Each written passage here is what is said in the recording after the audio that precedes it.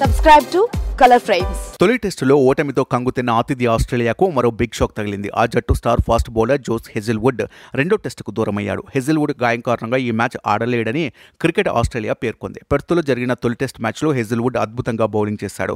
తొలి ఇన్నింగ్స్లో 29 పరుగులకే 4 వికెట్లు తీశాడు. ఇందులో విరాట్ కోహ్లీ వికెట్ కూడా ఉండటం గమనార్హం.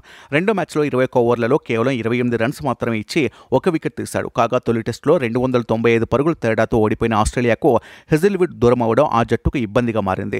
భారత్తో డే నైట్ టెస్టులో అతడికి మెరుగైన రికార్డు ఉంది. 2021 బోర్డర్ గవాస్కర్ ట్రోఫీలో అడిలైడ్ వేదికగా భారత్ ఆస్ట్రేలియా జట్లు పింక్ బాల్ టెస్ట్ ఆడాయి. ఇందులో హెజిల్వుడ్ 5 ఓవర్లలో కేవలం 8 పరుగులు మాత్రమే ఇచ్చి 5 వికెట్లు పడగొట్టాడు. దీంతో భారత్ 36 పరుగులకే కుప్పకూలి ఘోర పరాజయాన్ని మూటగట్టుకుంది.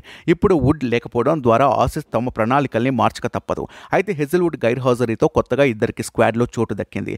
సీన్ అబాట్ డొగ్గెట్ను ఎంపిక చేసింది. దీంతో పాటు ప్రెసిడెంట్ 11 జట్టులో ఉన్న బోలాండ్కు కూడా అవకాశం ఉంది. ఈ 2 రోజులు వార్మప్ మ్యాచ్లో అతడు బాగా రాణిస్తే భారత్తో రెండో టెస్టులో ఆసీస్ తుది జట్టులో అతను ఉండే అవకాశం ఉంది. ఇదిలా ఉంటే గాయంతో బాధపడుతున్న హెజిల్వుడ్ కేవలం రెండో టెస్టుకు మాత్రమే దూరమవుతాడా లేదా సిరీస్లో మరిన్ని మ్యాచ్లకు కూడా దూరమవుతాడా అనేది తేలాల్సి ఉంది.